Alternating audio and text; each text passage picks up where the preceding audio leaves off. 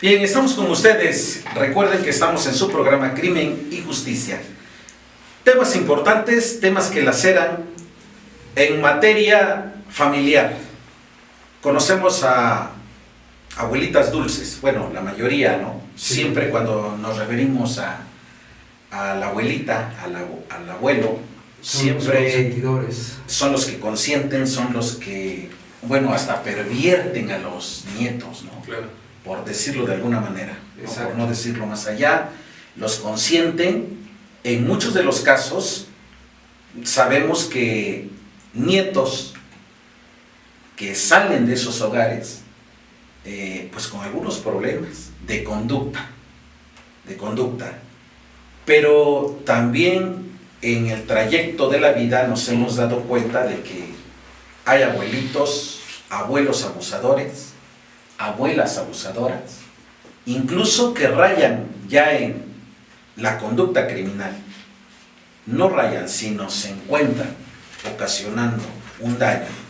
Fue el caso que nos hicieron llegar a nuestra redacción para analizarlo, porque creo que nuestro auditorio está contento en cuanto a que haya este tipo de debates, de que en una mesa de crimen y justicia se platique al respecto. Sí, se den diferentes puntos de vista, ¿no? Los diferentes puntos de vista son muy necesarios.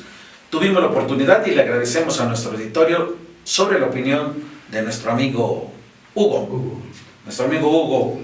Respecto al análisis, posterior a ello hubo análisis en las redes sociales, queremos decirlo.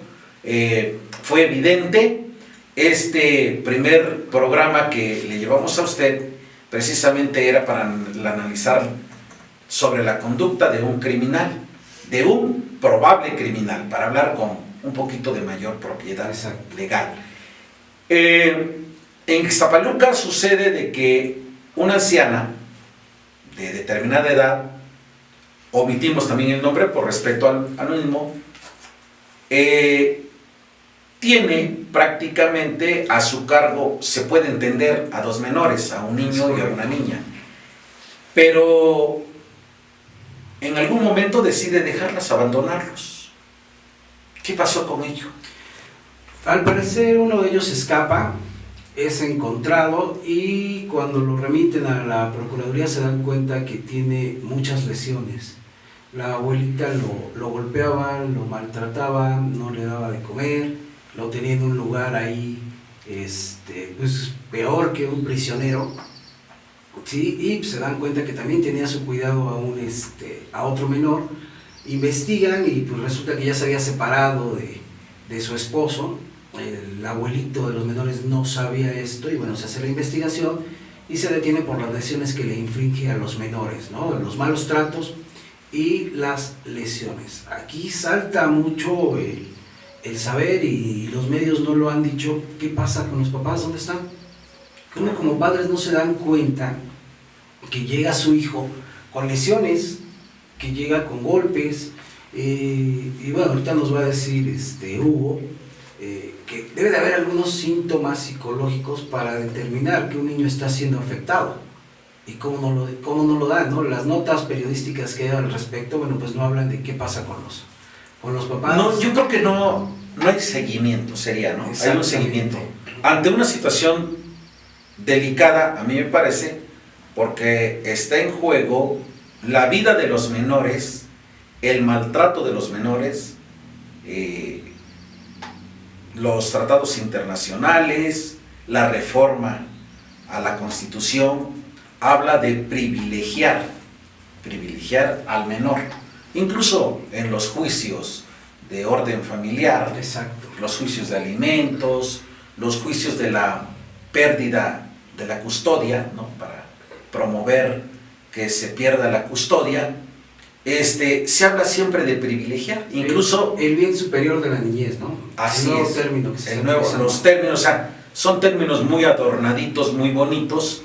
Bueno, para eso se pintan solas nuestras vacas sagradas allá en la Suprema Corte de Justicia de la Nación. Usan sus términos muy técnicos, muy bonitos. Bueno, pero en la práctica, ¿qué sucede? Y aquí vamos a ser muy realistas. Los menores sufrieron maltrato, incluso parece que hay lesiones que tienen que hasta reconstruir partes de su situación, de su carita, vamos a decirlo concreto, cuestiones de carácter físico, por todo esa práctica de tortura cometida por esta dulce abuela, que ahora no pudiéramos decirle así. No podemos calificarla. Y ocupaste el término correcto, ¿no? Tortura. No podemos hablar de lesiones, podemos hablar de tortura hacia los menores, ¿no? Porque, bueno, a lo mejor un golpe, un castigo leve no pasa a mayores, ¿no? Pero aquí sí fueron torturados los dos menores, ¿no? Sí, fue sistemático, ¿no? Sí. O sea, la tortura se ve sistemática. ¿Qué pasó, como decías, qué pasó por la mente o por qué llegar a ese extremo? Lo decíamos en uno de los programas anteriores, ¿por qué llegar a ese grado, no? Con esa conducta de la abuelita. ¿Se desesperó? ¿Ya no quería tener a los menores? ¿Qué sucedió? Porque, pues, esta es una situación que lacera a la sociedad.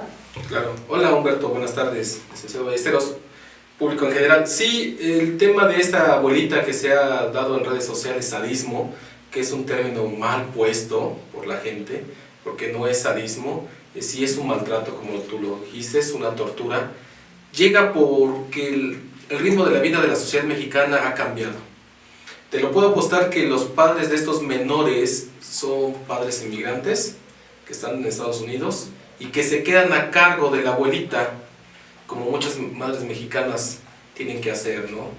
Y nuestros hijos quedan a cargo de la dulce abuelita, que no en todos los casos lo dan. Así es. El problema aquí es que la abuelita ya presenta un trastorno mental, una psicosis breve, que espero que mis compañeros allá donde la tengan recluida, psicólogos clínicos, hagan un estudio adecuado y realmente saquen su perfil. A grandes rasgos, Humberto, te puedo decir que puede ser una persona que se haya mostrado muy amable, que haya sido una persona tímida y que posiblemente esta señora sufrió una agresión en su infancia. Llega tanto la baja de frustración y de tolerancia que tiene, que al cuidar unos niños tan pequeños, que por ende son muy traviesos, se llega a desesperar y llega a pegarles. Las fotos que muestran en redes sociales, en el periódico El Universal, son muy feas, tienen la cara deformada totalmente. Los últimos estudios se han visto que han tenido golpes con cuchillos, con martillos en las rodillas. Hay que reconstruirle parte de su cuerpo completo y sobre todo su higiene mental donde quedó. Esa persona va a ser una chica traumada. El nieto más chico de 3 años pudo salir de esa tortura y poder pedir ayuda. Fue así como se dio con esta abuelita. De lo contrario, no. Te pregunto, ¿esta señora empezó con trastorno psicológico a determinada edad o ya lo traía? ¿Habrá sido igual con sus hijos? Posiblemente sí. ¿Sí? Los trastornos de psicosis se dan alrededor de las mujeres del 25 a 35 años. Después de un estrés posparto que se presenta después de las 2 semanas, que los índices de noradrenalina bajan, que es una sustancia química, y empezamos a caer a depresión. Ok. Oye, decías que el término sadismo no está bien empleado, ¿no? Porque hace referencia al Marqués de Sade, ¿no? Así Pero es. ¿por qué no le dice a nuestro público, a nuestro auditorio, por qué no está bien empleado esto de la abuela sádica? Ok, muy bien. El término sadismo viene de este autor, Donatí Alphonse François de Sade, Francisco de Sade, uno de sus libros de Julieta, muy sonado. Se parte de este término francés porque él se excitaba de pegarle a las mujeres y tener relaciones sexuales. Después, con la clasificación mundial de los trastornos mentales en el DSM-2, perdón, que es el segundo tomo, empiezan a clasificarse ya como una parafilia, donde la persona necesita golpear a alguien más, torturarlo físicamente hasta morir y tiene una excitación sexual. Solamente así puede llegar al orgasmo. Puede ser que a esta víctima la penetre o no la penetre, nada más necesita esa satisfacción. Esa satisfacción. Después en el DSM-3 se vuelve a hacer la misma revisión y ya se considera como un trastorno mental fuerte. Después ya viene el DSM-4, que es la segunda revisión, que está rondando por el año de 1900 a los 2000, donde sale de un trastorno mental y se pasa a ser una parafilia.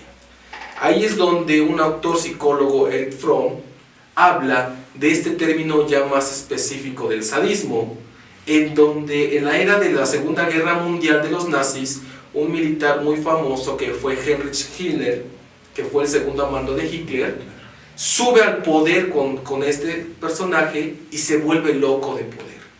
Entonces mata a la mayoría de personas con una satisfacción sexual muy marcada. Y se vuelve a retomar en el trastorno mental psiquiátrico y se ve que era una descarga de enojo total para poder estar bien él. Y entraba en un brote psicótico. Una de las frases más importantes de este sujeto era el amor al poderoso, odio al débil. Posteriormente, este sujeto, cuando cae el periodo nazi, se hace pasar por un soldado normal, con un parche, viaja a la Argentina y es recluido. Entonces, como no lo tratan como lo que es su cargo, ya habla que él es comandante nazi y termina por quitarse la vida. Ya en trastornos psicológicos vemos que entonces necesita el sadismo una satisfacción sexual marcada. Si no hay una satisfacción sexual no se puede utilizar el término sadismo. La abuelita está mal empleado el término sadismo porque no tiene una satisfacción, solamente tiene una descarga de violencia y baja tolerancia ante sus nietos. ¿No satisface ella dentro de su cabeza, de su conducta, no se satisface ella al infringir dolor, tortura a los menores? Sí, es un medio de descarga de ese enojo que tiene, y estoy seguro que la mayoría de su enojo empezó tanto en la edad de la infancia y después cuando los padres tienen que abandonar el país para irse a otro lado. Y estoy seguro Humberto Ballesteros, que esta abuelita lo que hace es que ya los padres ya se olvidaron de estos niños. Seguramente, seguramente que se hayan olvidado porque, bueno, para cometer este acto en contra de los menores es una situación difícil. Dentro, digamos, que no cabe dentro de lo normal, ¿no? O sea, hay parafilias que tienen límites, Claro. ¿no? Límites. Hay algunas parafilias que no provocan ningún daño, ¿no? Sí, es consensuado, ¿no? Dependiendo la persona que lo ejerza, porque el sadismo está bien sabido que es cuando tú le propones a tu pareja algunos maltratos, algunos golpes, pero es consensuado, pero no dañas físicamente al 100%, no la deformas al 100%. Entonces sí es consensuado las parafilias. Sin embargo, sí es un trastorno, porque como primera persona es el amor propio que tienes que tener y a tu cuerpo. Y si no te quieres a ti, ¿cómo permites a otra persona que venga y dañe tu cuerpo? Entonces ya estamos hablando de ahí una baja autoestima y bajo autoconocimiento. Vamos a continuar con este tema en el siguiente bloque. Estamos de regreso con ustedes.